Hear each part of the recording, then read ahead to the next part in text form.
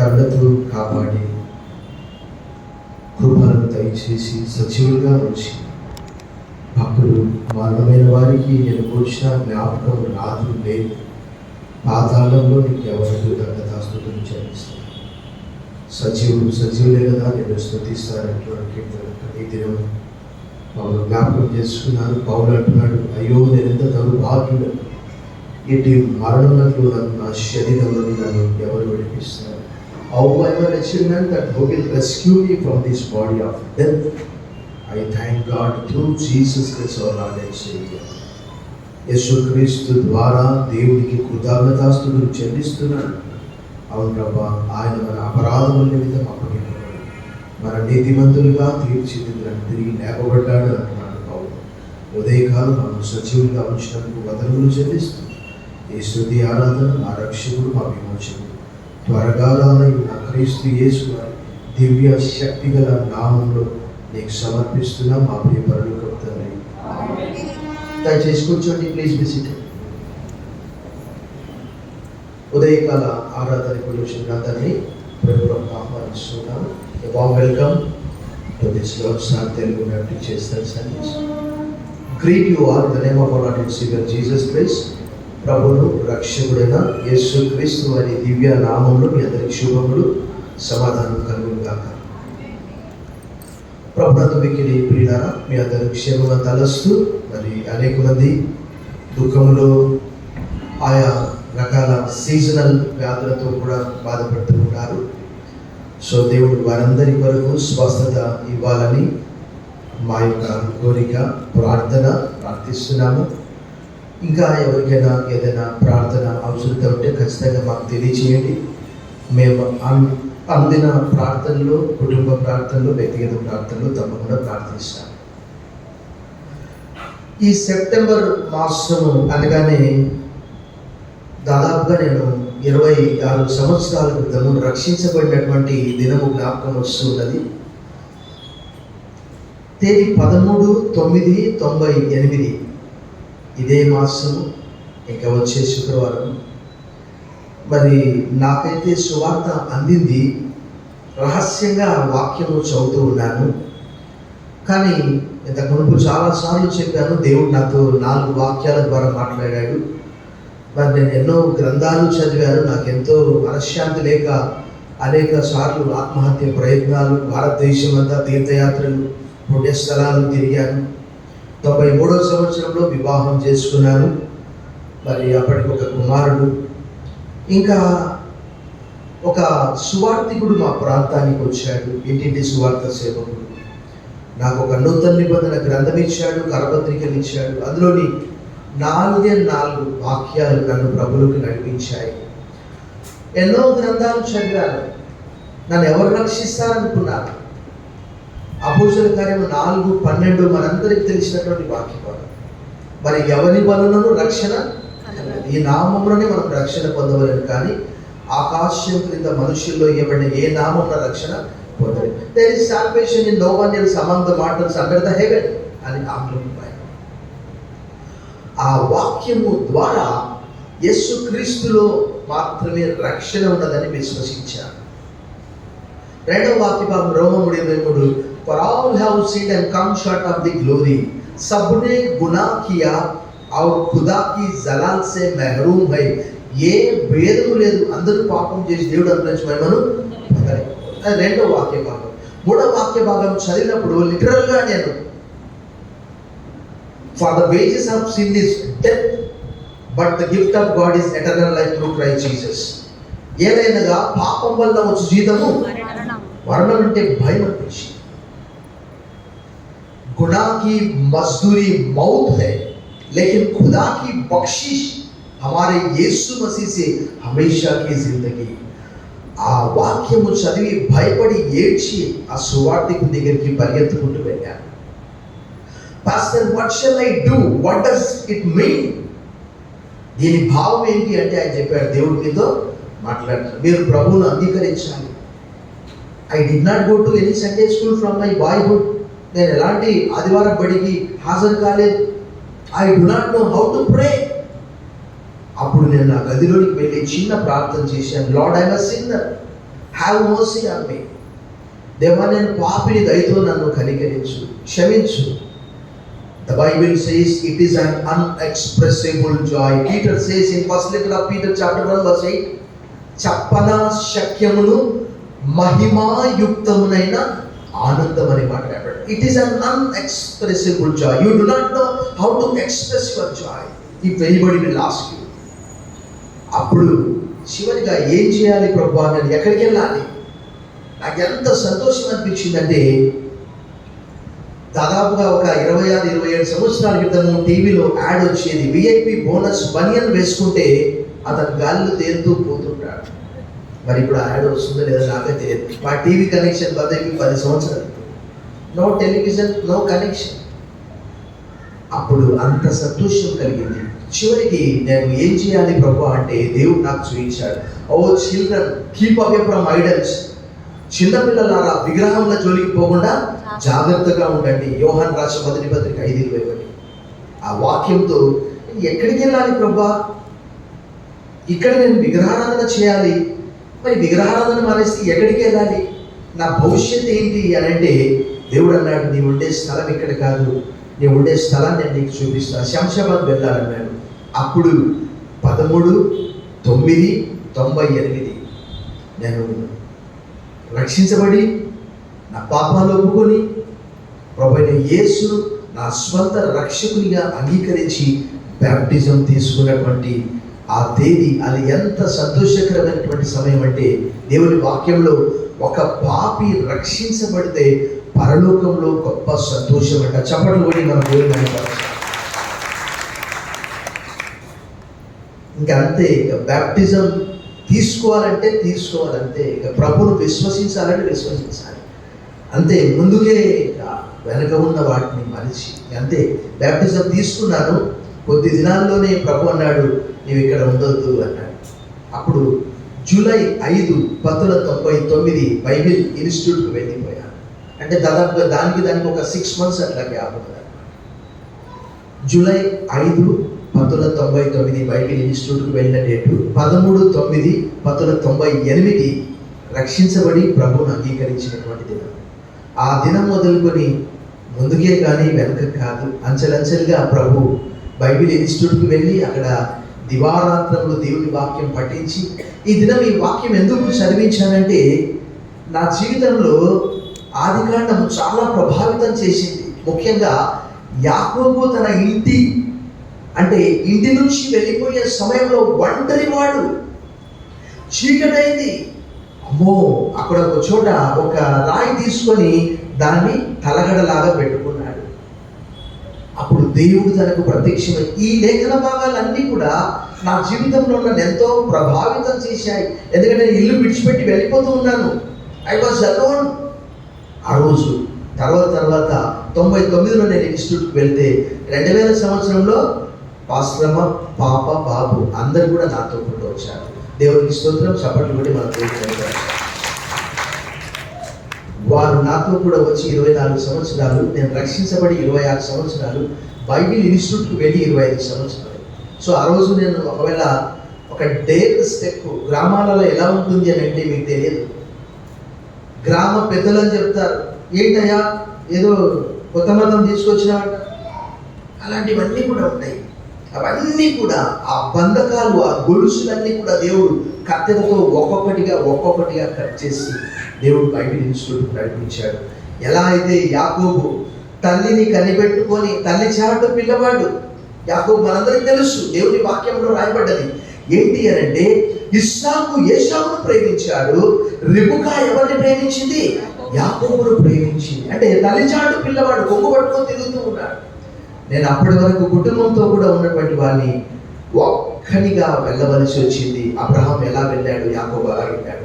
ఈరోజు చదివినటువంటి లేఖన భాగాన్ని మనము ధ్యానం చేయడానికంటే ముందుగా నేను ఒక పల్లవి, ఒక చరణం మాత్రం పాడతాను. ఒకవేళ మీకు వస్తే నాతో పాటు పాడాలని.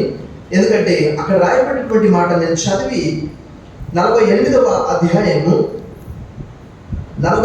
అధ్యాయము the book of Genesis chapter 48 verse 15 అందరం కలిసి చదువుదాం. The book of Genesis chapter 48:15. నేను చదువుకుంటాను, నాతో పాటు చదవండి.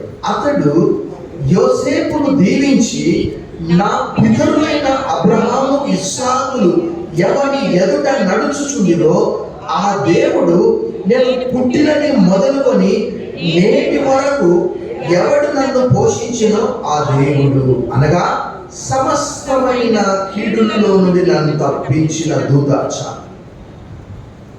ఒక పాట నేను పాడతాను, ఒక పల్లవి. యేసు నాదు కాపరి వాణి వాసిగా స్తుతించెదను, యేసు గొర్రె పిల్లను పోయెదను తన వెంట. పల్లవి మరియు ఒక చరణం మాత్రము పాడతాను. యేసు నాదు కాపరి వాణి వాసిగా స్తుతించెదను, యేసు గొర్రె పిల్లను పోయెదను తన వెంట. యేసు నాదు కాపరి వాణి వాసిగా స్తుతించెదను, యేసు గొర్రె పిల్లను పోయెదను తన వెంట.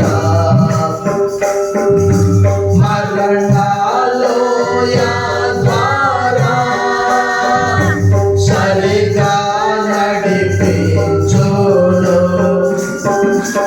అడవి భయములెల్లా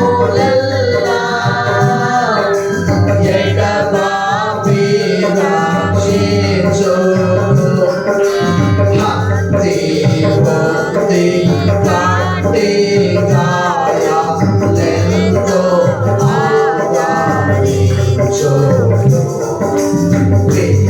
వింతకువాని ప్రేమ సేవను సంతోషింతురు. యేసు నాదు కాపరి వాణి వాసిగా స్తుతించెదను, యేసు గొర్రె పిల్లను పోయెదను తన వెంట. ఆంగ్లంలో అయితే the wonderful Bible verse this is. యాకోబు ఏమంటారంటే, అరే చస్తున్నావు, చచ్చిపోయేటప్పుడన్నా నిజం చెప్పురా, చచ్చిపోయేటప్పుడన్నా నిజం చెప్పురా, నీ జీవితం అంతా అబద్ధాలే, మోసము. యాకోబు అంటే అర్థం ఏంటి? ఎక్కడైనా ఉందా చూయిస్తారా? మీరు బైబిల్ సరిగా చదవట్లేదు, బైబిల్లోనే ఉంది, తీయండి. ఆదికాండం 25 చదవాలండి బైబిల్. ఆదికాండము 25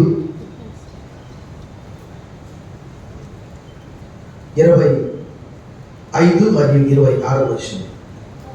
మొదటివాడు ఎర్రనివాడుగా బయటికి వచ్చెను, అతని ఒళ్ళంతయు రోమ వస్త్రం వలె నుండెను కనుక అతనికి ఏశావు అను పేరు పెట్టింది. ఆ తర్వాత అతని సహోదరుడు బయటికి వచ్చినప్పుడు అతని చెయ్యి ఏశావు మడిమెను పట్టుకొని ఉండేది కనుక అతనికి యాకోబు అను పేరు పెట్టబడెను. ఫుట్ నోట్స్ లో ఏమన్నదండి?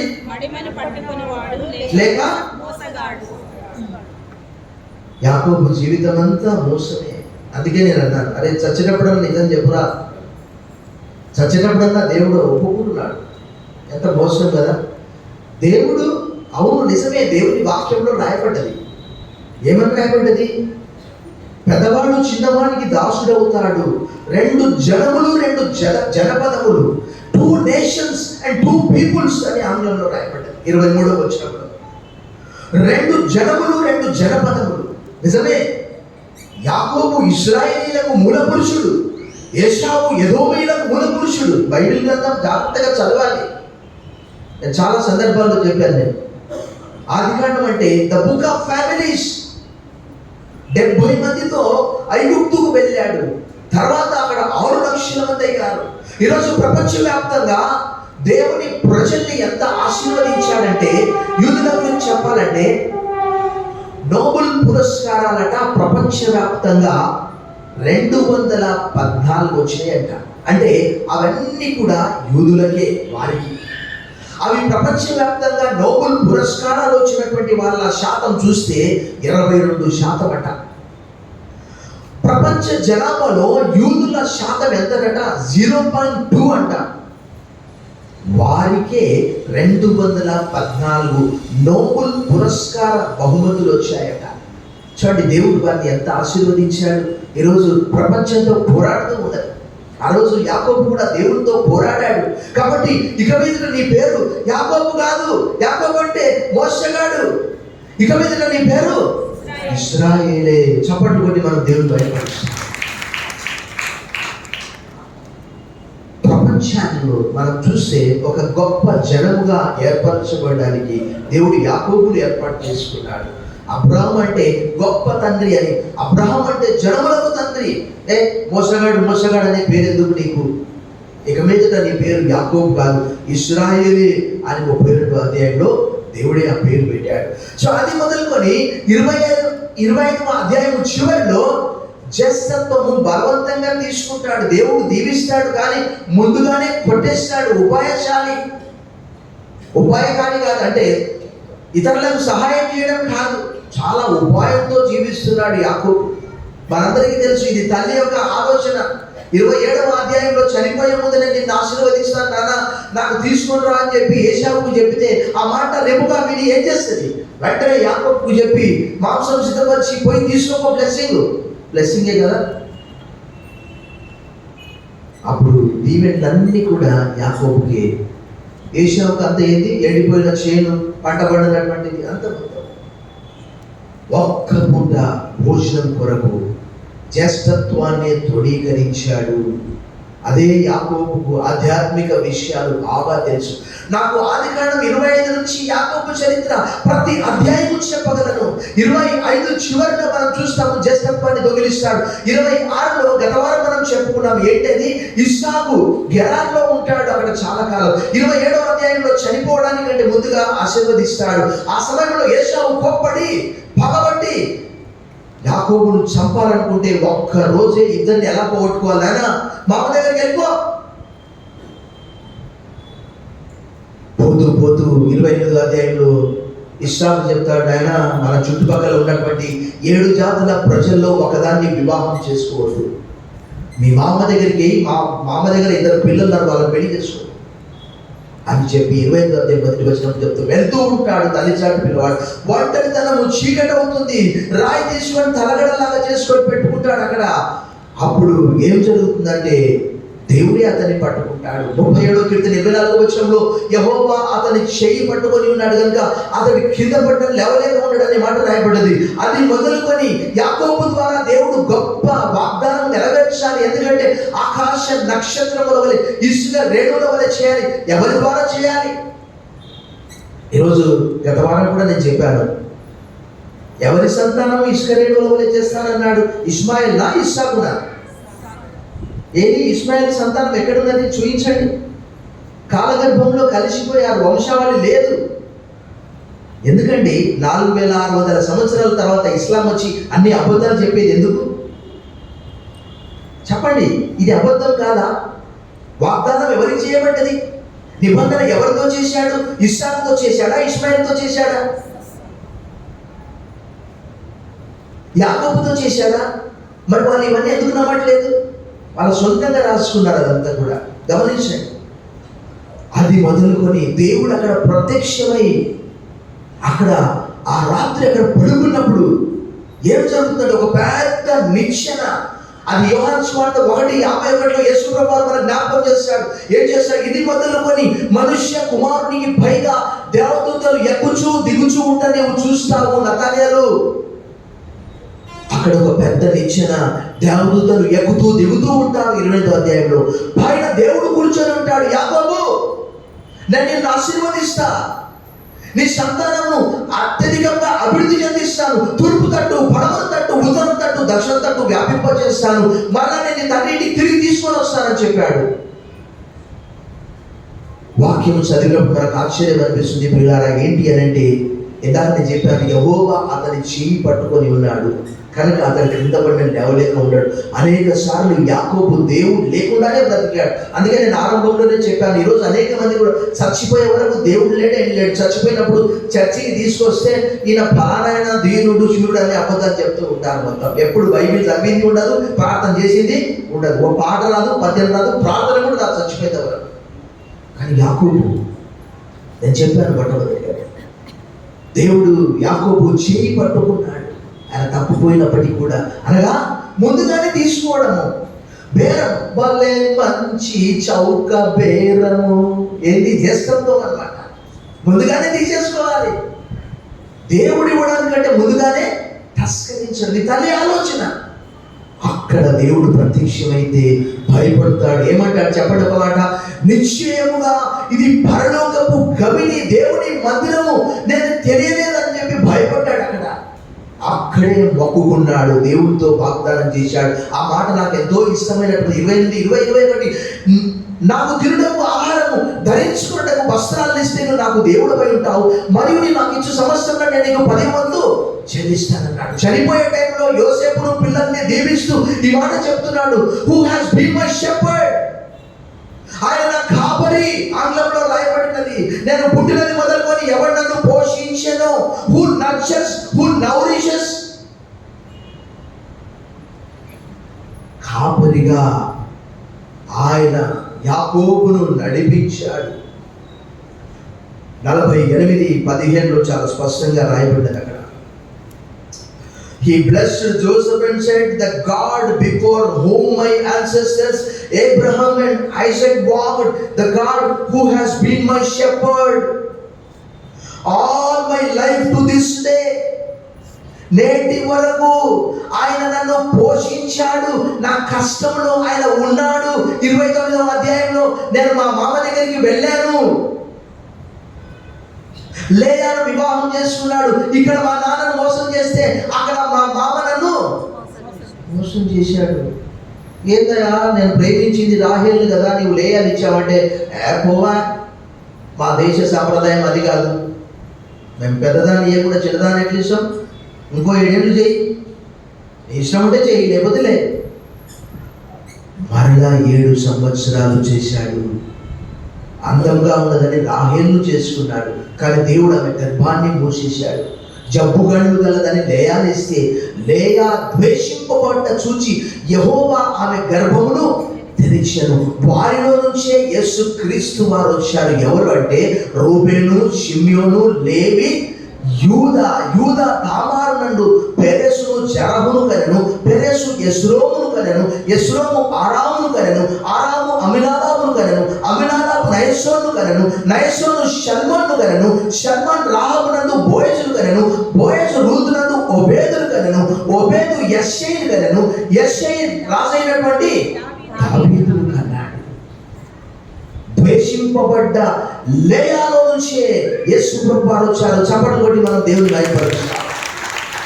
నిషేధింపబడిన రాయి తలకు మూలరాయి ఆయన. ఆమె ప్రేమించాడు కానీ దేవుడు ఆమె గర్భాన్ని మూసేశాడు, ఈమె గర్భము తెరిచాడు. 30వ అధ్యాయంలో చూస్తే ఆయన పగలు ఎండకు రాత్రి మంచుకు క్షీణించిపోతుంది, నిద్ర నా కనులకు దూరమాయను. 20 సంవత్సరాలు గొడ్డు చాకిరి చేశాడు. 7 సంవత్సరాలు లేయా కొరకు, 7 సంవత్సరాలు రాహేలు కొరకు, 6 సంవత్సరాలు గొర్రెల కొరకు. 7, 14 + 6 మామ 10 మార్లు జీతం మార్చాడు. ఇక్కడ తండ్రిని మోసం చేశావు కదా, అక్కడ మామ చేతిలో మోసపోయావు. దేవుని వాక్యము అందరికీ A+B² సూత్రం ఒకటే, A² + B² + 2AB. మోసపోకుడి, దేవుడు వెక్కిరింపబడు, మనుషుడు ఏది విత్తునో అదే పంట కోయను. గలతీ పత్రిక 6:7. Do not be deceived. అది మొదలుకొని 30, 31, 32వ అధ్యాయంలో తిరిగి వస్తూ ఉన్నాడు.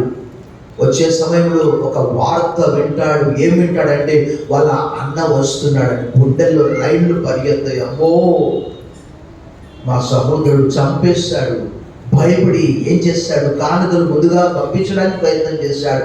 తర్వాత రాత్రంతా ప్రార్థనలో ఉంటాడు. 32వ అధ్యాయంలో, అక్కడ 32వ అధ్యాయంలో తను చెప్పే మాట అద్భుతమైనటువంటి మాట. ఏమంటే, యెహోవా నీవు నీ సేవకునికి చేసిన సమస్తమైన మేళ్లకు సత్యములకు అపాత్రుడను. ఈ చేతి కర్రతో నేను యోర్దాను దాటిని. ఇప్పుడు నేను 2 గుంపులైతిని. నేను మోసగాన్ని, కానీ నువ్వు న్యాయవంతుడవు. ఈ మేళ్ళన్నింటి కూడా నేను యోగ్యత అర్హత నాకు. కారణం ఏంటంటే, నా ఇష్టానుసారంగా పోతున్నాను.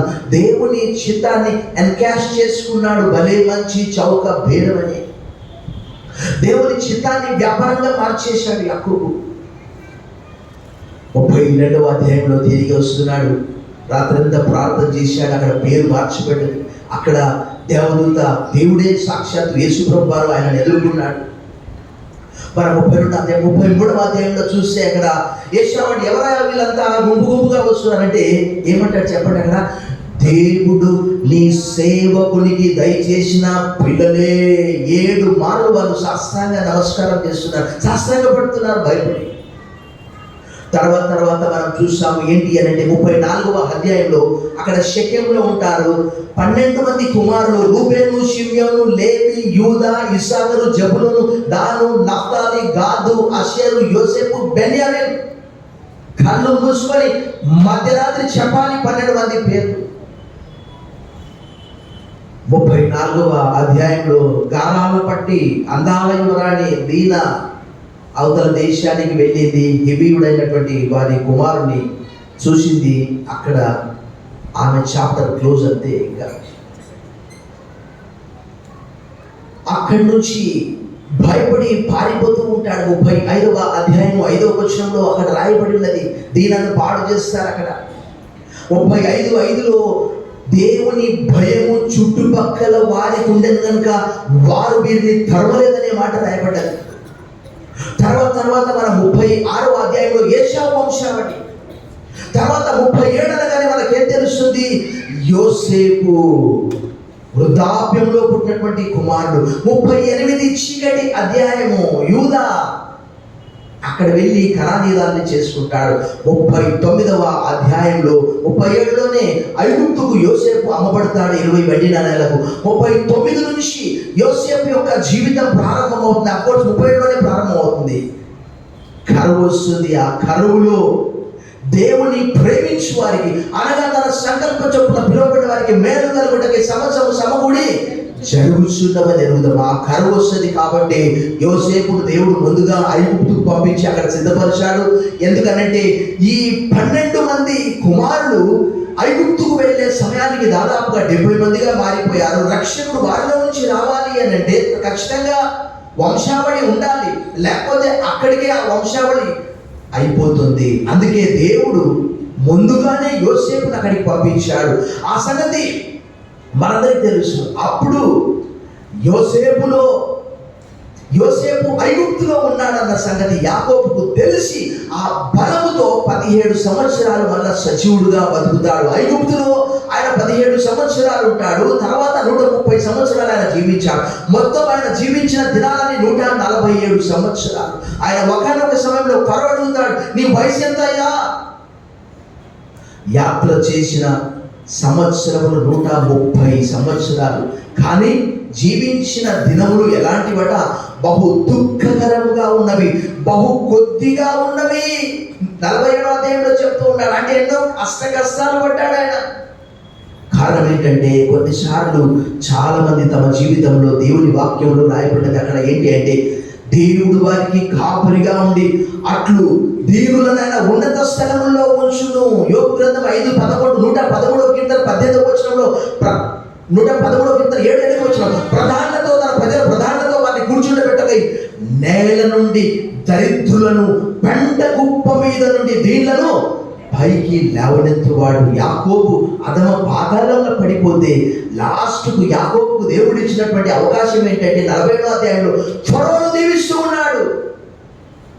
సూపర్ పవర్ కంట్రీ ఐగుప్తు ఆ రోజుల్లో. ఈయన ఒక యాజకునిగా, ఒక ప్రవక్తగా జరగబోయే విషయాలన్నీ కూడా చనిపోయేటప్పుడైనా నిజం చెప్తూ ఉన్నాడు. Who has been my shepherd all the days of my life. నా జీవితం అంతా యెహోవా నా కాపరి, నాకు లేమి కలగదు అని దావీదు ఎలా చెప్తున్నాడు? మంచి కాపరి తన గొర్రెల వరకు ప్రాణం పెట్టును. యోహాను సువార్త 10:11-16 సో ఆయన ఒప్పుకుంటూ ఉన్నాడు.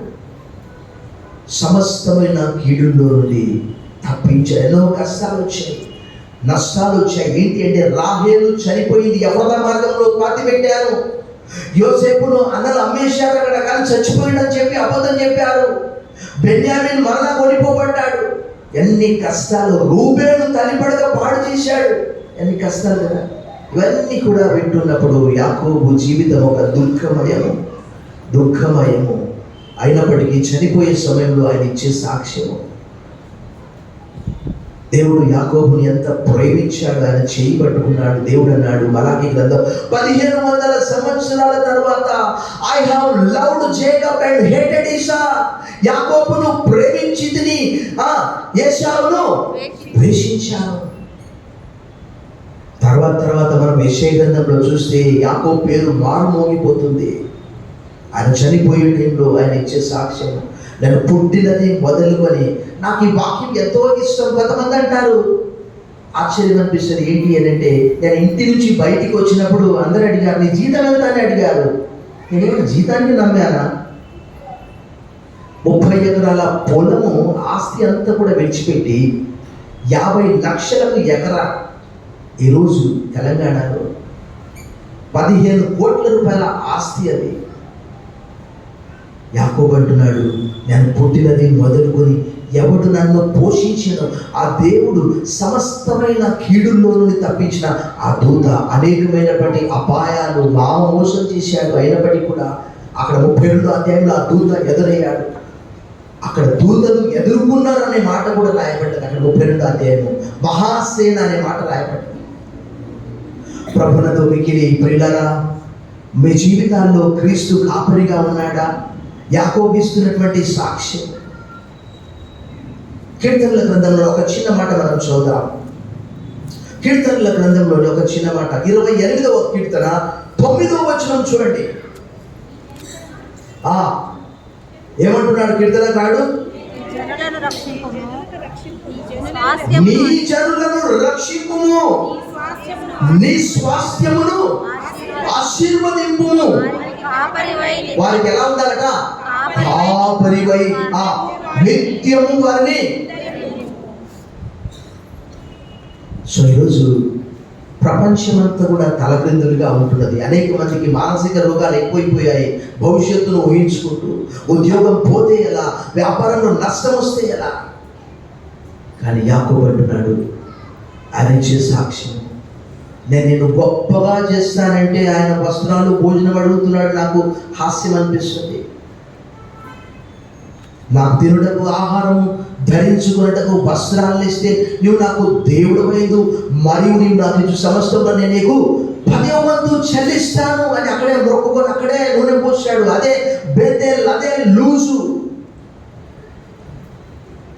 ఆయన చనిపోయే సమయంలో ఆయన ఇచ్చే సాక్ష్యం, ఆయన ఇశ్రాయేలీల కాపరిగా ఉన్నాడు. 80వ కీర్తన 1వ వచనం, 77, 20. ఇంకా మనకి యోహాను సువార్త 10వ అధ్యాయంలో యేసుక్రీస్తు గురించి. ఒకప్పుడైతే 2వ అధ్యాయము పేతురు రాసిన 1వ పత్రిక 2:25 రాయబడింది. ఒకప్పుడైతే మనం గొర్రెల వలె త్రోవ తప్పిపోతుంది, ఇప్పుడైతే మన ఆత్మల కాపరియు అధ్యక్షుడైన యేసుక్రీస్తు వైపున మనము ఉన్నాము. ఆ వృద్ధాప్యములో ఆయన ఇచ్చే సాక్ష్యము, who has been my shepherd all the days of my life. ఎవరైనా చెప్పగలుగుతారా అలా? ఆయన నా కాపరి, నాకు సహాయం చేశాడు కాబట్టి ఈ స్థితిలో ఉన్నాను. చచ్చిపోయేటప్పుడన్నా ఒప్పుకోరా పాపాలు? అప్పుడు జీవితం అంతా కూడా అక్కడ ఇక్కడ తిరిగి చివరికి ప్రభా అంటే లాభమేంటి? కానీ ఇక్కడ యాకోబు ఒప్పుకుంటున్నాడు, ఆయన నా జీవితంలో కాపరిగా ఉన్నాడు, నన్ను అనేకమైనటువంటి అపాయాల నుంచి తప్పించాడు అని చెప్పి అక్కడ సాక్ష్యం ఇస్తున్నాడు. ఈ ఉదయకాలం అనేక మంది వాక్య జ్ఞానం లేక ఆధ్యాత్మిక అంధకారంలో ఏం చేయాలో, ఎక్కడికి వెళ్ళాలో కూడా, కానీ బైబిలు మనందరికీ తెలుసు. దేవుని వాక్యంలో అక్కడ జాగ్రత్తగా మనం చదివితే దేవుడు యాకోబుతో యాకోబు యాకోబు అని అన్నాడు. ఏంటి ప్రభు అంటే, పద ఐగుప్తుకు పద, నేను నీతో కూడా వస్తాను అని చేయబట్టుకున్నాడు. చూడండి ఆదికాండం 46 చూడండి. ఆదికాండం 46 వచనం చూడండి. 46వ అధ్యాయము 2వ వచనం. అప్పుడు రాత్రి దర్శనంలో యందు దేవుడు యాకోబు యాకోబు అని ఇశ్రాయేలుని పిలిచాడు. అందుకన్నాడు, చిత్తం పొందాలను. ఆయన నేనే దేవుడను, నీ తండ్రి దేవుడను. ఐగుప్తులకు వెళ్ళడానికి భయపడకు, అక్కడ నిన్ను గొప్ప జనంగా చేసి నేను ఐగుప్తులకు నీతో కూడా వచ్చేదను. ఆయన చేయబట్టుకుని నడిపించాను. ఈరోజు ప్రపంచంలో అనేక మంది గమ్యము తెలియక, దేవుడి వాక్యంలో రాయబడింది, కుడి తట్టైనను ఎడమ తట్టైన తెలియడ ఇదే త్రోవ, దీనిలో నడువుడి అని మీ వెనుక మీ చెవులకు ఒక శబ్దం వినిపిస్తుంది అని రాయబడింది. ఈరోజు యాకోబు యొక్క గమ్యం ఆయన మంచి వృద్ధాప్యంలో చనిపోయి పితరుల ఎందుకు కొనిపోబడ్డాడనే మాట రాయబడ్డది. ఈ వాక్యము ద్వారా యాకోబుకు ఆయన కాపరిగా ఉన్నాడు. ఈరోజు యేసుక్రీస్తు వారు మనందరికీ కాపరిగా, మంచి కాపరి, తన గొర్రెల కొరకు ప్రభు పేతురుతో అన్నాడు, Peter do you love me, Peter do you love me, Peter do you love me. And Peter was hesitating. ప్రభా, నేను నిన్ను ప్రేమిస్తున్నాను, నువ్వు నన్ను ప్రేమిస్తే నా గొర్రెలను కాయి, నువ్వు నన్ను ప్రేమిస్తే నా గొర్రెలను కాయి, నువ్వు నన్ను ప్రేమిస్తే నా గొర్రెలను మేపుము. తలలు ఉంచండి, ప్రార్థన చేశాను. సర్వశక్తి గల దేవా, ఈ మంచి దినంలో మమ్మల్ని ప్రవేశపెట్టారు. యాకోబు తన అవసాన దశలో ఇస్తున్నటువంటి ఆ సాక్ష్యం నేను కూడా ఇవ్వగలగాలి. మా కాపరి, మా అధ్యక్షుడా, ఇంతవరకు మమ్మల్ని నడిపించినందుకు వందనాలు చెల్లిస్తూ, నేటి ఊటల బొగలతో నడిపిస్తున్నందుకు వందనాలు చెల్లిస్తూ యేసు నామములో ప్రార్థిస్తున్నాము తండ్రి, ఆమేన్.